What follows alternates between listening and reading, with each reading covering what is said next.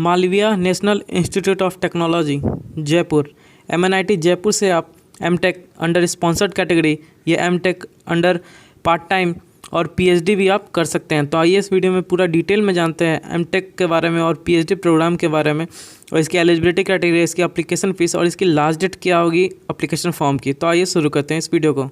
और मैं बता दूं आपको, यदि आपको एमटेक एडमिशन विदाउट गेट चाहिए NIT जालंधर में तो उसकी एप्लीकेशन फॉर्म आ चुकी है। आप एप्लीकेशन फॉर्म फिलअप कर सकते हैं। और या फिर आपको इसके बारे में नहीं पता है तो ऊपर दिए गए आई बटन में आप क्लिक करें, वहाँ पे आपको लिंक दिया जाएगा, या फिर नीचे दिए गए डिस्क्रिप्शन बॉक्स में आप जाकर चेक कर सकते हैं। वहाँ पे मैंने एक वीडियो बना रखा है उस पर, तो आप उस पर जाकर चेक कर लें। या फिर आपको पौंडीचेरी यूनिवर्सिटी या फिर किसी सेंट्रल यूनिवर्सिटी में आपको एडमिशन लेना है, या फिर NIT कुरुक्षेत्र में आपको एडमिशन लेना है, तो इसके लिए मैंने नोटिफिकेशन बना रखा है। तो ऊपर दिए गए आई बटन में आप क्लिक कर लें, या फिर नीचे दिए गए डिस्क्रिप्शन बॉक्स में आप जाकर चेक कर लें।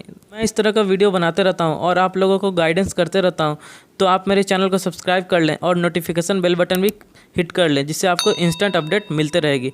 तो आइए शुरू करते हैं अच्छे से इस वीडियो को।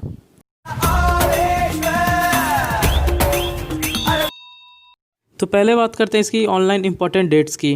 तो starting date of online application 10 अगस्त 2020 इसकी रखी गई, जो कि स्टार्ट हो चुकी है। और इसकी last date of end time of submission of online application form 23 अगस्त 2020 टिल 5 PM तक आप सबमिट कर सकते हैं। जी हाँ, याद कर लें आप, लास्ट डेट इसकी 23 अगस्त 2020 टिल 5 PM शाम तक आप इसको जमा कर सकते हैं फॉर्म को। फिर बात करते हैं इसकी date of online written test की। तो 31 अगस्त रखी गई है से 2 सितंबर 2020 के बीच में ऑनलाइन रिटन टेस्ट हो सकती है। डेट ऑफ ऑनलाइन इंटरव्यू की बात करें तो इसकी 1 सितंबर से 3 सितंबर के बीच में इसके ऑनलाइन इंटरव्यू भी कंडक्ट की जा सकती है। और फाइनल रिजल्ट की बात करें तो 15 सितंबर 2020 इसकी फाइनल रिजल्ट अनाउंस कर दी जाएगी इसके ऑफिशियल वेबसाइट पे। तो आप बने रहें इसके ऑफिशियल वेबसाइट पे यदि आप एप्लीकेशन फॉर्म सबमिट करते हैं। तो करते हैं हम लोग एमटेक या एमप्लान फुल टाइम असिस्टेंटशिप की। तो यदि आप गेट क्वालिफाइड हैं तो भी आप MNIT जयपुर में एडमिशन ले सकते हैं, जिसमें आपको स्टाइपेंड भी प्रोवाइड की जाएगी पर मंथ।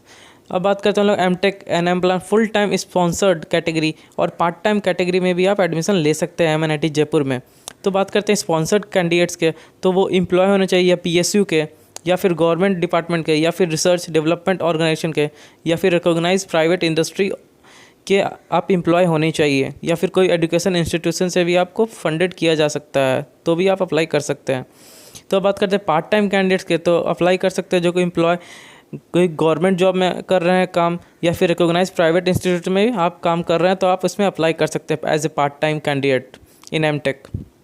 फिर इसकी एलिजिबिलिटी क्राइटेरिया की बात करें तो आपने यदि BTech या BE या फिर AMI कर रखा है तो आप एमटेक के लिए अप्लाई कर सकते हैं। और PhD की बात करें तो आप मास्टर डिग्री उसके रेस्पेक्टिव फील्ड में होनी चाहिए। और दूसरी बात करें तो applicants must have at least 2 years regular service होनी चाहिए कोई भी फील्ड में, या फिर आप वर्किंग एम्प्लॉय हैं MNIT हैं तो 1 year का आपको एक्सपीरियंस रिक्वायर्ड है इस एमटेक प्लान में एडमिशन लेने का, तो आप इसमें अप्लाई कर सकते हैं।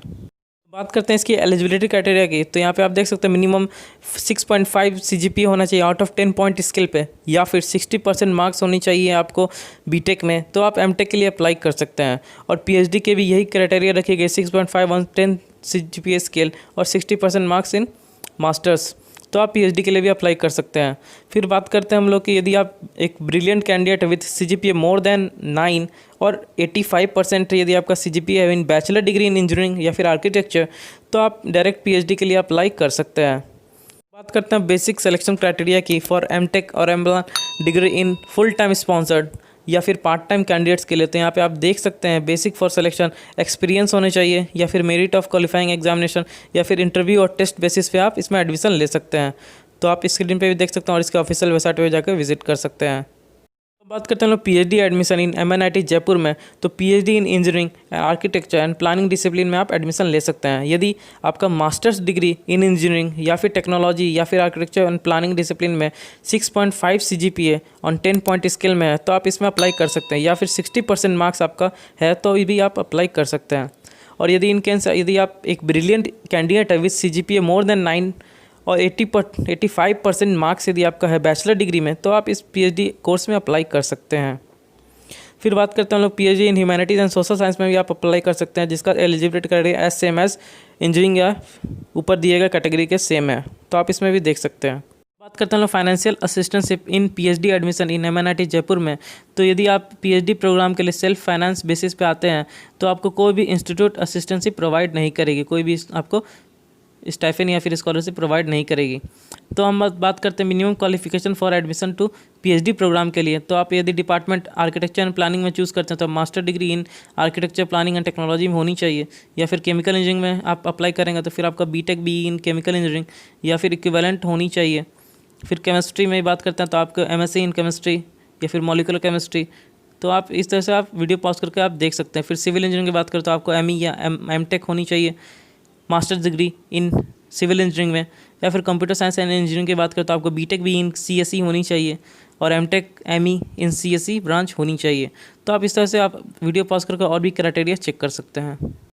तो आप यहाँ पे देख सकते हैं EC electronics and communication engineering, mathematics, mechanical engineering, metallurgical and material engineering, physics, humanities and social science में आप पीएचडी एप्लीकेशन दे सकते हैं। या फिर centre for energy and environment management and material and research में भी आप एप्लीकेशन दे सकते हैं। तो आप इसकी एलिजिबिलिटी क्राइटेरिया वीडियो पॉज करके चेक कर सकते हैं। तो बात करते हैं इसकी एप्लीकेशन फ़ीस की। तो यदि आप जनरल ओबीसी कैटेगरी के हैं या ईडब्ल्यूएस कैटेगरी के लिए तो आपको ₹1000 पे करना पड़ेगा इसको एडमिशन लेने के लिए पीएचडी या फिर एमटेक प्रोग्राम के लिए।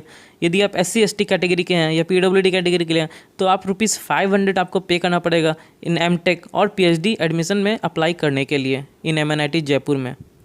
इंपॉर्टेंट डेट्स को फिर से आपको याद दिला दो। स्टार्टिंग डेट एप्लीकेशन हो चुकी है 10 अगस्त 2020 से, और इसकी last date of submission of online application form 23 अगस्त 2020 टिल 5 PM तक रखी गई है।